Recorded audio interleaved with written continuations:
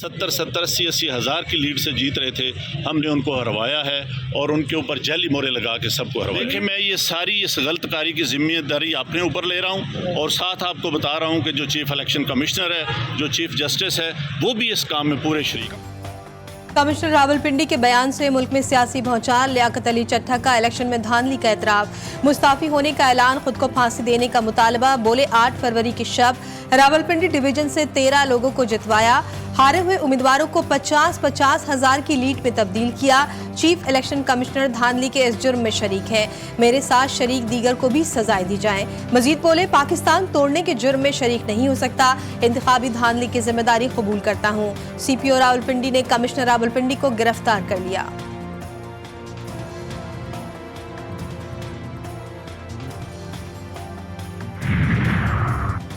Commissioner Rawalpindi के इल्जामात पर chief justice की सरबराही में जजेस की अहम बैठक। इजलास में मुशावरत के बाद खुद नोटिस न लेने का फैसला। इंतखाबात से मुतालिक मुकदमे पर समाअत 19 फरवरी को पहले ही मुकर्रर है। पहले से मुकर्रर करदा मुकदमे में ही लियाकत अली चट्ठा के इल्जामात का जायजा लिया जाएगा। इस हवाले से चीफ जस्टिस ऑफ पाकिस्तान का अपने मौक़िफ़ में कहना था कि बेबुनियाद इल्जामात लगा दें, ना उनमें सदाकत हो, ना इल्जामात में सच्चाई हो। कल कोई चोरी का भी इल्जाम लगा दे, इल्जाम लगाना हक है तो साथ साथ सबूत भी पेश कर दें। इल्जाम लगा दें बेबुनियाद, ना उसमें कुछ ज़रा सी भी सदाकत हो, ना ज़रा सी कोई सच्चाई हो, ना कोई सबूत पेश करें। ये आप कुछ भी इल्ज़ाम लगा सकते हैं। कल मुझ पर कोई चोरी का इल्ज़ाम लगा दें, कोई कत्ल का इल्ज़ाम लगा दें। भाई इल्ज़ाम लगाना आपका हक है, तो मगर साथ साथ वो फ़राइज़ भी दे दीजिए, तो कुछ सबूत भी पेश कर देना। अच्छा बुरा की बात में तयन होगा। कमिश्नर रावलपिंडी के इल्जामात पर निगरान वज़ीर आज़म का बड़ा बयान सामने आ गया। अनवारुल हक काकर कहते हैं, हालिया इंतखाबात जमहूरियत के फ़रोग़ की तरफ कदम है। इंतखाबात में नुमायां टर्न आउट को आलमी सतह पर तस्लीम किया गया। बेज़ाब्तगियों से मुतालिक अभाम पर मुतालिका फोरम से रुजू किया जाए। वज़ीर आज़म का कहना था कि मुक़न्निना और अदलिया गैर जानिबदाराना इंसाफ की फराहमी के लिए मुतहरिक है। पुरअमन एहतजाज हक है। इंतशार फैलाने वालों से कानून के मुताबिक निपटा जाएगा।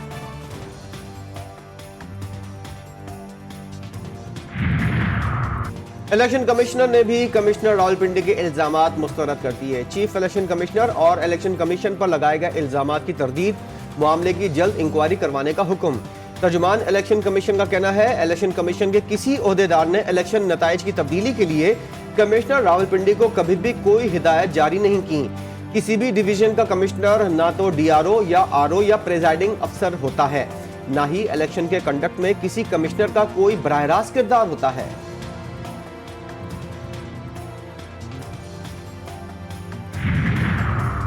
सुप्रीम कोर्ट बार एसोसिएशन का कमिश्नर रावलपिंडी के इल्जामात पर तहफ़्फ़ुज़ात का इजहार। एलामिया में कहा गया, कमिश्नर रावलपिंडी का बयान बदनीयती पर मबनी है। चीफ जस्टिस पाकिस्तान के ओहदे को बेतौकीर करने की कोशिश है। चीफ जस्टिस या सुप्रीम कोर्ट का इंतखाबात में धांधली से मुतालिक कोई किरदार नहीं। इंतखाबी अमल इलेक्शन कमीशन का इंतजामी मामला है। इलेक्शन कमीशन कमिश्नर रावलपिंडी के धांधली से मुतालिक इल्जामात की इंक्वायरी करे।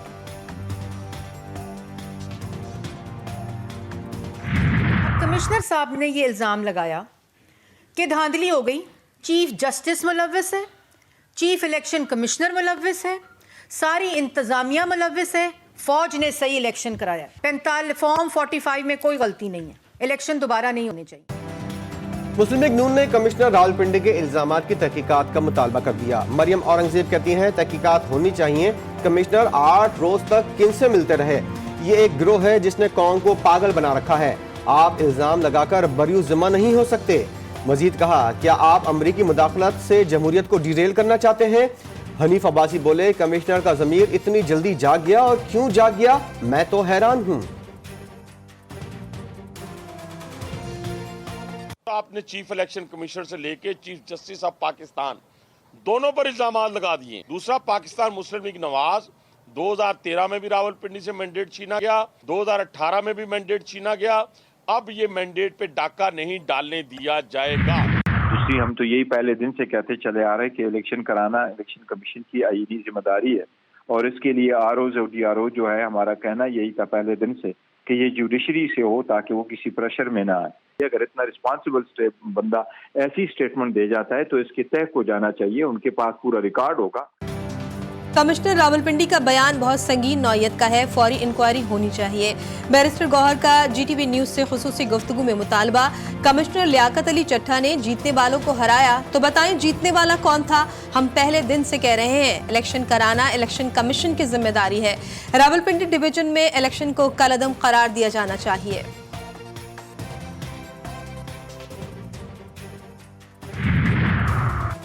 इंतखाबात में मुबैना धांधली के खिलाफ PTI का मुल्कगीर एहतजाज, शहर शहर मुजाहरे।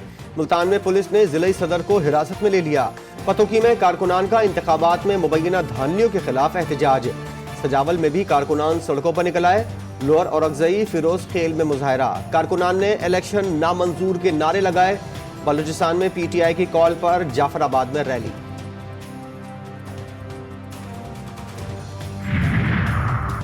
PTI रहनुमा अली मोहम्मद खान कहते हैं कमिश्नर रावलपिंडी ने वो बात की जो पूरी कौम कह रही है।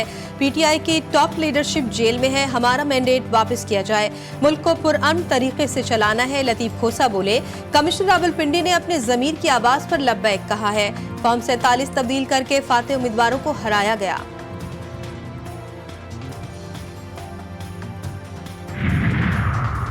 तहरीक इंसाफ के सीनियर रहनुमा सलमान अकरम राजा गिरफ्तारी के बाद रिहा। सलमान अकरम राजा को लाहौर के जेल रोड पर पार्टी ऑफिस के बाहर कारकुनों के साथ मुजाहरा करने पर हिरासत में लिया गया था। सलमान अकरम राजा के खिलाफ मुकदमा दर्ज कर लिया गया।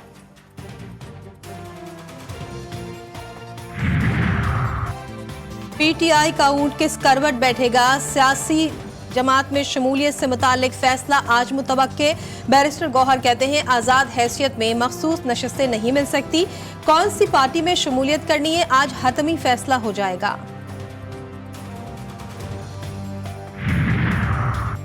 मुस्लिम लीग नून को 1 कौमी और 2 पंजाब और पख्तूनख्वा असेंबली की मजीद 2 सीटें मिल गईं। शहबाज शरीफ से आज़ाद अरकान असेंबली की मुलाकात। नून लीग में शमूलियत का ऐलान। नामजद वज़ीर आज़म कहते हैं अदम इस्तेहकाम मुल्क के मफाद में नहीं, माशी खतरात का तकाजा है, सब मिलकर पाकिस्तान के लिए काम करें। पहले भी मुल्क को डिफॉल्ट से बचाया, अब भी यही तरजीह है। जिनका एजेंडा इंतशार है वो अब भी इंतशार फैला रहे हैं।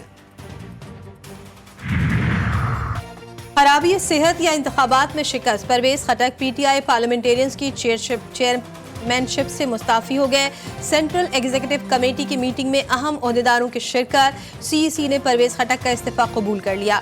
परवेज खटक के मुताबिक इस्तीफा सेहत के मसाइल के बिना पर दिया।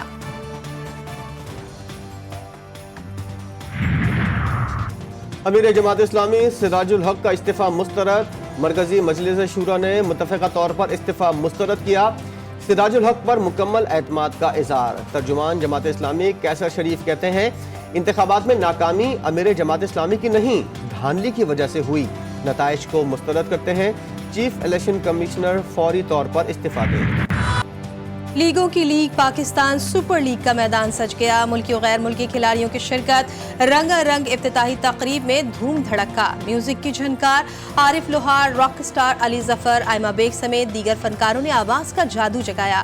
लेजर लाइट शो और आतिशबाजी का शानदार मुजाहिरा। सुपर लीग का सुपर मुकाबला। इफ्तिताही मैच में इस्लामाबाद यूनाइटेड और लाहौर कलंदर्स मद्दे मुकाबिल पहली फतह नाम करने के लिए पुरज़म। एक तरफ शाहीन और हारिस रऊफ की जोड़ी, दूसरी तरफ शाह ब्रादर्स की दहशत। शायकीन क्रिकेट भी पुरजोश।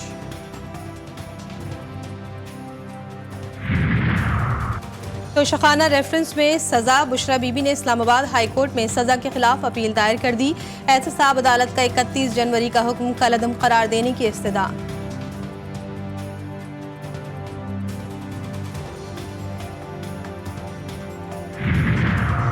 पंजाब में खतरनाक नमूनिया, मजीद 5 बच्चों की जिंदगियां निगल गया। 24 घंटों के दौरान नमूनिया के 711 नए केसेस रिपोर्ट। लाहौर में एक रोज के दौरान 166 नए केसेस सामने आए।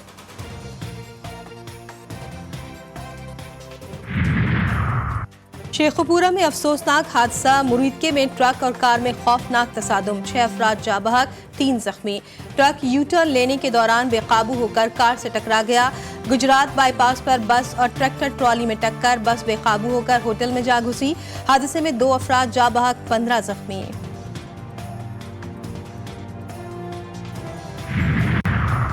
डाकुओं का शहरी से दोबारा सामना महंगा पड़ गया। बल्दिया में लुटने वाले शहरी ने अगले दिन डाकुओं को सामने आने पर दोस्तों के हमरा दबोच लिया। मुल्जिमान की फायरिंग से शहरी जख्मी हो गया। वाक़े की सीसीटीवी फुटेज मंजर आम पर आ गई। इसराइल के गजा में निहत्ते फ़लस्तीनियों पर हमले 134वें रोज़ भी जारी। अल नसरात कैंप पर बमबारी से 4 बच्चों समेत 10 फ़लस्तीनी शहीद, दर्जनों जख्मी। गजा सिटी, जबालिया, रफ़ाह में भी वहशियाना हमले। 24 घंटों में मजीद 112 फ़लस्तीनी शहीद, दर्जनों जख्मी। शोधा की तादाद 28,775 हो गई।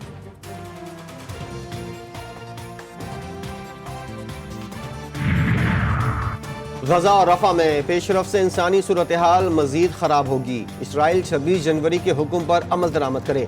आलमी अदालत इंसाफ का इसराइल के खिलाफ इजाफी आर्जी इकदामात का हुक्म देने से इनकार।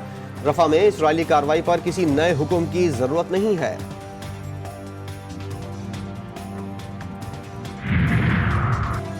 यमनी फौज ने खलीज अदन में एक और बरतानवी जहाज को निशाना बना दिया। जोरदार धमाके के बाद जहाज को नुकसान। अमरीका और बरतानिया के एक बार फिर यमन के इलाके अल हुदैदा पर फिजाई हमले। ताइफ समेत मुख्तलिफ मकामात पर बमों की बरसात। यमनी फौज के अस्करी अहदाफ को निशाना बनाने का दावा। अमरीका ने यमनी फौज को एक बार फिर दहशतगर्द ग्रुपों की फहरिस्त में शामिल कर लिया। नई पाबंदियां आयद।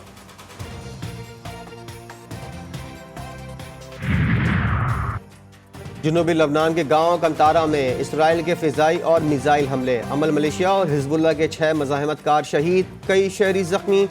हिजबुल्लाह के सरबराह हसन नसरुल्लाह ने कहा है कि सहूनी हुकूमत शहरियों के कत्लेआम की कीमत खून से अदा करेगी। इसराइल इस कत्लेआम से हिजबुल्लाह को फ़लस्तीनियों की हिमायत से पीछे हटने पर मजबूर नहीं कर सकता।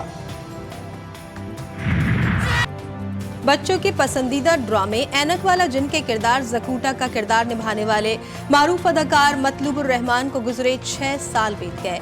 मुन्ना लाहौरी ने स्टेज और टीवी पर बरसों मुस्कुराहटें बिखेरी।